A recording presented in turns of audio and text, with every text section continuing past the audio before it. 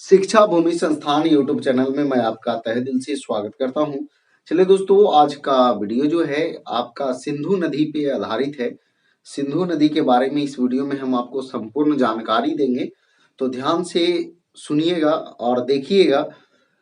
सब के सब क्वेश्चन जो है आपको इम्पोर्टेंट है और आपके लिए एग्जाम के लिए बेहद महत्वपूर्ण है। तो चलिए स्टार्ट करते हैं। सिंधु नदी देखिएगा, सिंधु नदी जो है इसका उद्गम स्थल यानी कि निकलता कहां से है ना। तो ये तिब्बत के मानसरोवर, तिब्बत तिब्बत के मानसरोवर के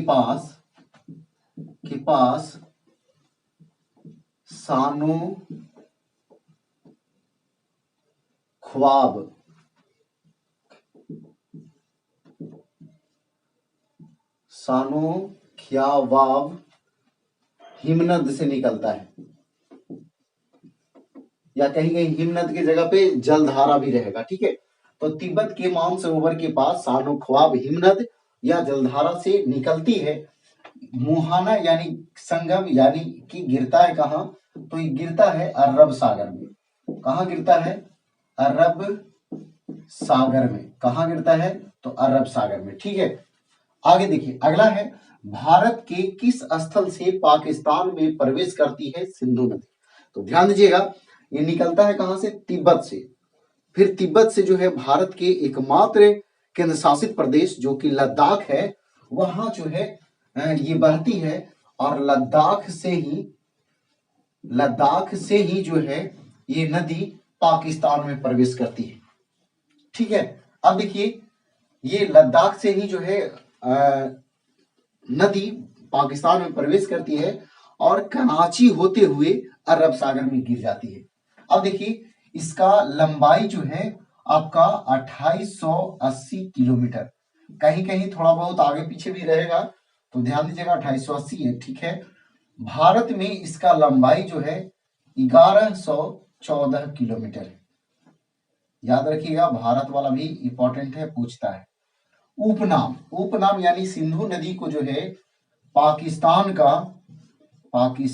का जीवन रेखा कहते हैं। जीवन रेखा, पाकिस्तान का जीवन रेखा किस नदी को कहते हैं? पाकिस्तान का सबसे लंबी नदी यही सिंधु है, और पाकिस्तान का, या कह सकते हैं राष्ट्रीय नदी, सीधा सीधा लिख देते हैं राष्ट्रीय नदी। पाकिस्तान का राष्ट्रीय नदी जो है सिंधु है, पाकिस्तान की सबसे लंबी नदी सिंधु है। पाकिस्तान की जीवन रेखा किस नदी को कहते हैं? तो सिंधु को कहते हैं। अगला है, सिंधु नदी किसके मध्य से गुजरती है? तो ये जो है लद्दाख और जास्कर पर्वत श्रेणी के मध्य से गुजरता है। ठीक है, सिंधु नदी किसके मध्य से गुजरता है? तो लद्दाख और जास्कर पर्वत श्रेणी के मध्य से गुजरता है। किस देश में बहती है? तो कह सकते हैं कि चीन, नहीं तो तिब्बत लिख सकते हैं, तिब्बत। इसके बाद जो है भारत, और फिर कौन? तो पाकिस्तान। ठीक है, अगला क्वेश्चन है, सिंधु नदी की सहायक नदियां कौन कौन है? तो देखिएगा, सिंधु नदी की सहायक नदियां कौन कौन है? जैसे आपका सतलज सिंधु का ही सहायक नदी है। इसके बाद जो है आपका झेलम,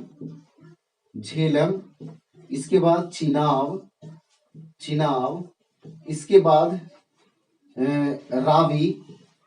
रावी, इसके बाद जो है 1 2 3 4 एक और है ब्यास। और इसी 5 नदी को जो है ये जो है पंच तंत्र कहते हैं। इसी 5 नदी को जो है पंचतंत्र का संज्ञा दिया गया है। पंचतंत्र का संज्ञा सतलज, झेलम, चिनाब, रावी और ब्यास को दिया गया है। यही जो है इसकी सहायक नदी है सिंधु की। अब देखिए, सिंधु की सबसे बड़ी सहायक नदी कौन है? तो चिनाब। अब देखिए चिनाब नदी पर जो है कुछ परियोजना है, जैसे सलाल, सलाल, इसके बाद जो है आपका दुलहस्ती, दुलहस्ती, इसके बाद बगलिहार, बगलिहार, ये सभी जो है चिनाब नदी पर है। ठीक है, आगे देखिए झेलम पर जो है कौन सा परियोजना है, ये कमेंट बॉक्स में आप बताइए। ठीक है, आगे देखिए सिंधु नदी को यूनानियों ने किस नाम से पुकारा था? तो इंडस नदी के नाम से, इंडस। और कहा जाता है कि इंडस के ही नाम पर जो है इंडिया का नाम पड़ा, इंडस नदी यानी सिंधु नदी के ही नाम से। आगे देखिए सिंधु नदी जल समझौता कब हुआ?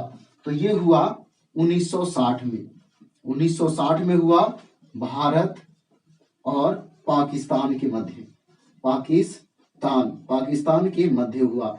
अब देखिए इसका इस समझौते के बाद जो है सिंधु नदी का 80% जल का उपयोग पाकिस्तान करेगा और 20% जल का उपयोग भारत करेगा। आगे देखिए सिंधु नदी के तट पर स्थित शहर कौन है? तो कराची है, कराची। कराची जो है आपका सिंधु नदी के तट पे स्थित है। ठीक है, अब जो है थोड़ा सा एक बार फिर से रिवीजन कर लीजिए, इसके बाद जो है इसको समाप्त करेंगे। देखिएगा सिंधु नदी यह जो है निकलती है कहां से? तिब्बत के मानसरोवर के पास सानोखवाब हिमनद से निकलता है।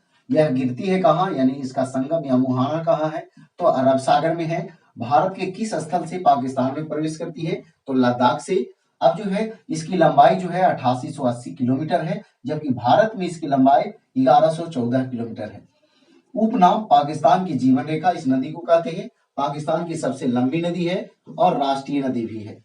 और सिंधु नदी किसके मध्य से गुजरती है? तो लद्दाख और जास्कर पर्वत श्रेणी के मध्य से गुजरती है। और किस देश में बहती है? तो चीन यानी तिब्बत जो कि चीन के कब्जे में है, फिर भारत और पाकिस्तान।